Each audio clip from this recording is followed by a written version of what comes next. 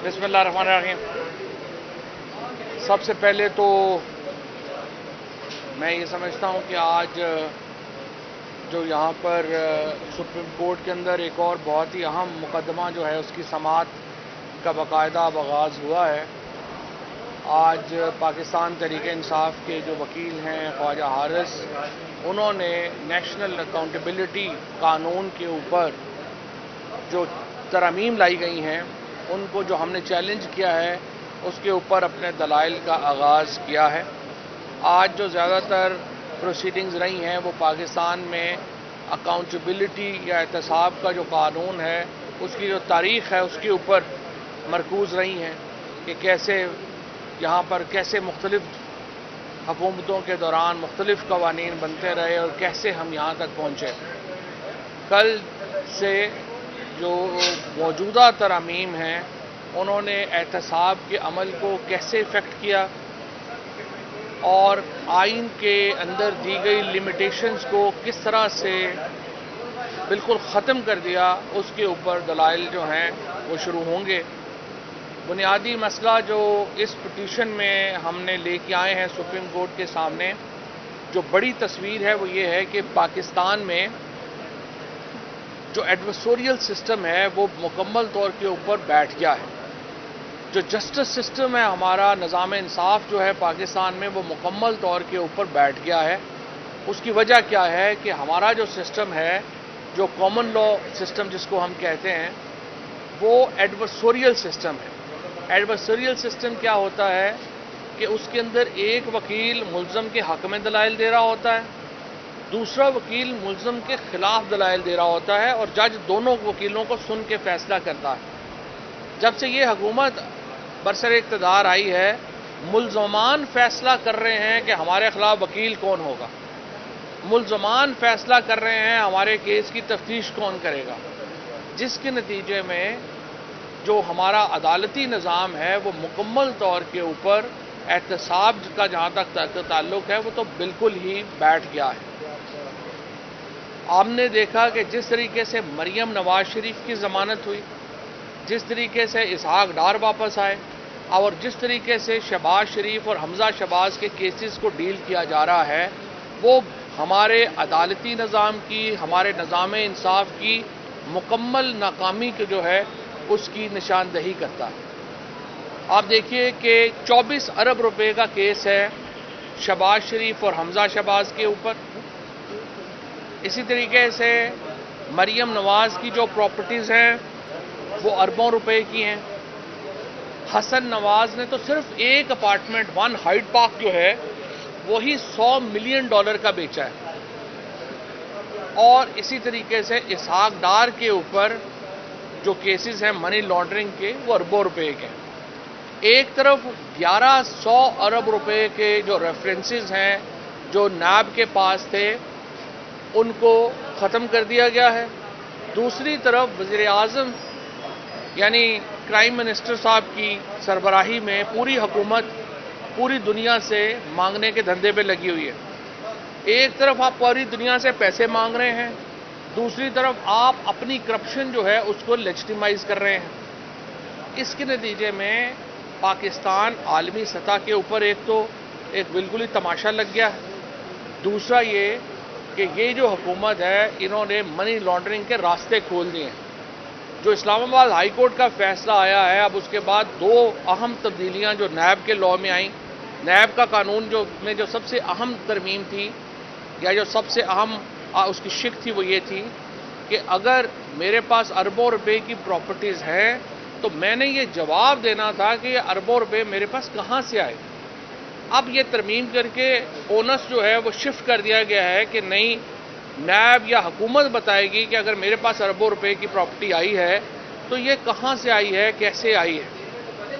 उसके बाद जो इन्होंने दूसरी बड़ी तरमीम की वो ये की कि जो बाहर से आने वाली एक इमदाद थी, यानी आप बाहर के मुल्क को लिखते हैं वो आपको जवाब देते हैं, उसको जो है इन्होंने इलीगल डिक्लेयर कर दिया है।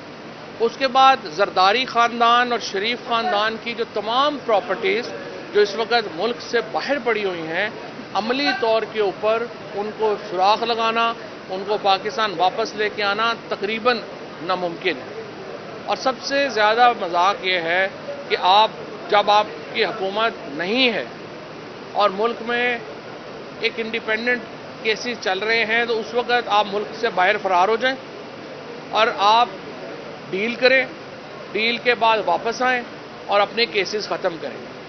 جس طریقے سے اب مریم نواز کا کیس ختم ہوا، اب نواز شریف کے کیسز ختم کرنے کی کوشش اور ایفرٹ جو ہے وہ ہو رہی ہے. ہم اس مدعے کے اوپر سپریم کورٹ کی انٹرونشن چاہتے ہیں اور ہمیں امید ہے کہ سپریم کورٹ اس معاملے کا جائزہ لے گی. اور یہ کرائسس بھی اس وجہ سے پیدا ہوا کہ اگر سپریم کورٹ نے اس وقت ملک میں عام انتخابات کی طرف ہم گئے ہوتے تو یہ کرائسس جو ہے یہ پیدا نہ ہو. شکریہ. اوکے. سوال ہی نہیں یہی نا تم نے کہا نہیں میں تو وہ کرو. چوہدری صاحب یہ بتائیے گا کہ اس پر سیلاب آئے ہوئے ہیں ملک کے اندر اور ایسا بہتر نہیں ہو سکتا کہ مہذب ملکوں کی طرح جہاں تمام حزب اقتدار اور حزب اختلاف کی جماعتیں مل بیٹھ کر جو ایک آفت آئی ہوتی ہے قدرتی، وہاں پر لوگوں کی مدد کے لیے نکلتے ہیں، کیونکہ بنیادی مقصد تو کلیم آپ کا بھی یہی ہے کہ آپ عوام کی خدمت کرنا چاہتے ہیں. جتنی بھی سیاسی جماعتیں ان کا کلیم یہی ہے کہ ایسے وقت کے اوپر عمران خان صاحب لانگ مارچ کرنے کا جو ہے وہ اعلان کرنے جا رہے ہیں. اس سے آپ بھی سمجھتے ہیں کہ وہ لوگ جو کروڑوں لوگ یا لاکھوں خاندان جو ہیں وہ کھلے آسمان کے نیچے موجود ہیں. ہم نے سارے سیلاب ہی روکنا، ہم نے سارے سیلاب ہی روکنے ہیں. کرپشن کا سیلاب روکنا بھی سیاستدانوں کے ذمہ ہے، کرپشن کا سیلاب روکنا بھی جو ہے وہ ہماری ذمہ داری ہے. تو یہ جو سیلاب آئے ہیں یا لائے گئے ہیں، ہمیں تو یہ بھی نہیں پتا کہ سندھ میں جو علاقے ڈوبے ہیں وہ علاقے سیلاب کی وجہ سے ڈوبے ہیں یا اس حکومت کی وجہ سے ڈوبے ہیں. کیونکہ آپ دیکھیں سیلاب پنجاب میں تو وہ تباہی نہیں ہوئی، خیبر پختونخوا میں تو وہ تباہی نہیں ہوئی. کیوں ان صوبوں میں تباہی ہوئی ہے جہاں کرپشن کا ریٹ اتنا زیادہ ہے؟ اسی لیے ہم سمجھتے ہیں کہ اکاؤنٹیبلٹی لاز اسی لیے ضرورت ہے.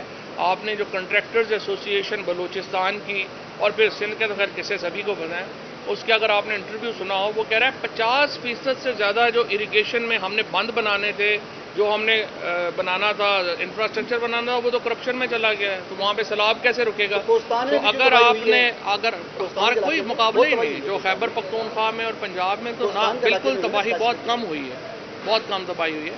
اور اسی لیے میں سمجھتا ہوں کہ کرپشن کا سیلاب روکنا ہے. مجھے معلوم ہے کہ کچھ لوگوں کا دل ہے کہ سیلاب کی آڑ میں اس حکومت کو چلتا رہنے دیں، یہ نہیں ہوگا. بات تو یہ بتائیں کہ خان صاحب کا ایک نیریٹو رہا آرٹیکل 62 کے حوالے سے، بھلے میں بھی جاؤں یہ آرٹیکل نہیں چینج ہونا چاہیے. آج جب کورٹ میں آ کے آپ نے کچھ ہمارے ساتھیوں کے ساتھ گفتگو کیا، آپ نے کہا کہ یہ قانون غلط ہے، آرٹیکل 62 تبدیل ہونا چاہیے. کیا اسے آپ کا موقف سمجھا جائے؟ آپ عمران خان کے ترجمان ہیں یا پھر ان کا موقف؟ نہیں پہلے بات سنیں، میں نے بڑے واضح کہا ہے، میں اس کے اوپر یقین سمجھتا ہوں کہ آرٹیکل کوئی بھی ایسا قانون نہیں ہونا چاہیے جس کی تعریف نہ ہو. اگر آپ نے مبہم لفظ رکھیں گے اس کے نتیجے میں قانون کا مس یوز کی جو ہے وہ بڑھ جاتی ہے. جب بھی آرٹیکل 61(2)(f) کی آپ نے ورڈ چینج کرنے ہیں نہیں کرنے، آپ کو اس کی انٹرپریٹیشن تو کرنی پڑے گی. یہ نہیں ہو سکتا کہ آپ یہ کہہ دیں کہ اس کی ڈیفینیشن کوئی نہیں ہے، وہ جج ٹو جج ڈیفر کرے گی. ہمیں جوڈیشری کے اندر اصلاحات کی ضرورت ہے، ایک شخص کو سامنے رکھ کے نہیں اصلاحات ہوتی، اسی لیے ایک وائڈر کنسنسس کی ضرورت ہے. اور انشاءاللہ نئے انتخابات کے بعد اگلی پارلیمنٹ اس پہ غور کرے.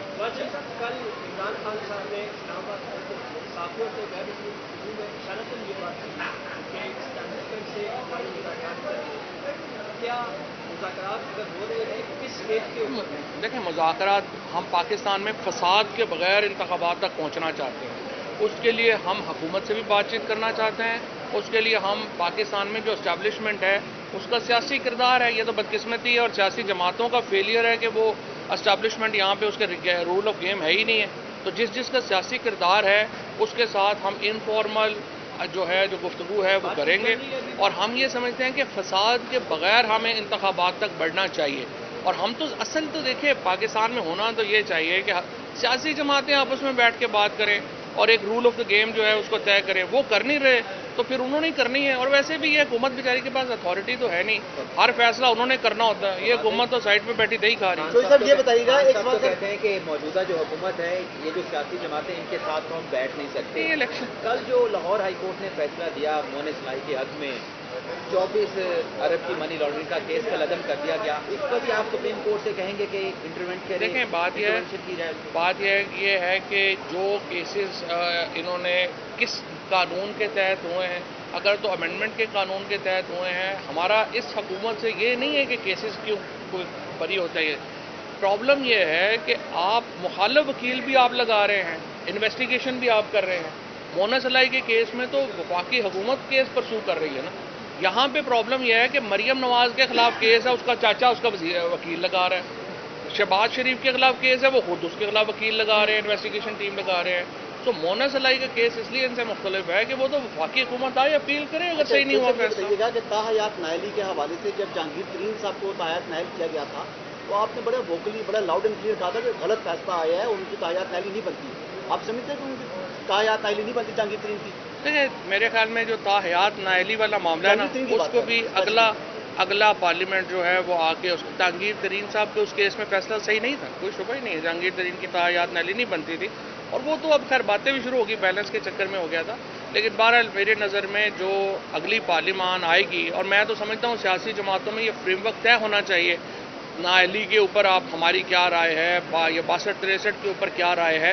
پھر سپریم کورٹ کے اختیارات دیکھیں، ججز کی انڈکشن نہیں اس طرح دنیا میں ہوتی کہ صرف جج ہی جو ہیں وہ ججوں کو لگائیں گے اور اتاریں گے بھی وہی. یا پارلیمنٹ کا فنکشن ہوگا وہ جج لگانے کا اور اتارنے کا ججز کے پاس ہوگا، یا لگائیں گے ججز اور پارلیمنٹ اتارے گی. دونوں فنکشن ایک ادارے کو تو نہیں دیے جا سکتے. تو اس کی تمام معاملے کے اوپر ایک پولیٹیکل پارٹیز کو فریم ورک طے کرنا چاہیے. اور دوسرا میری سمجھ میں تو یہ بھی ہے کہ جو اسٹیبلشمنٹ کا رول ہے اس کے اوپر بھی بیٹھ کے طے کریں. یہ نہیں کریں گے تو پھر وہی کرتے رہیں گے. تو صاحب آخری سوال لے لیں، کیا سائفر آتے آتے عمران خان صاحب جیب میں ڈال کے لے آئے تھے یا کدھر گیا؟ سائفر کی اوریجنل کاپی جو ہے وہ وہاں پہ پڑی ہے اور سپریم کورٹ میں پڑی ہوئی ہے. آپ سارے لوگ تو یہاں پہ ہے رجسٹرار سپریم کورٹ کے پاس، آپ کو جانا چاہیے اور پوچھنا چاہیے کہ سائفر کی اوریجنل کی کاپی آپ کے پاس ہے یا نہیں ہے، اور پھر کہ اس کے اوپر کیا انکوائری کمیشن بننا چاہیے یا نہیں بننا چاہیے. ہم تو پہلے دن سے کہہ رہے ہیں کمیشن بننا چاہیے، پتہ نہیں سپریم کورٹ کیوں نہیں بنا رہی.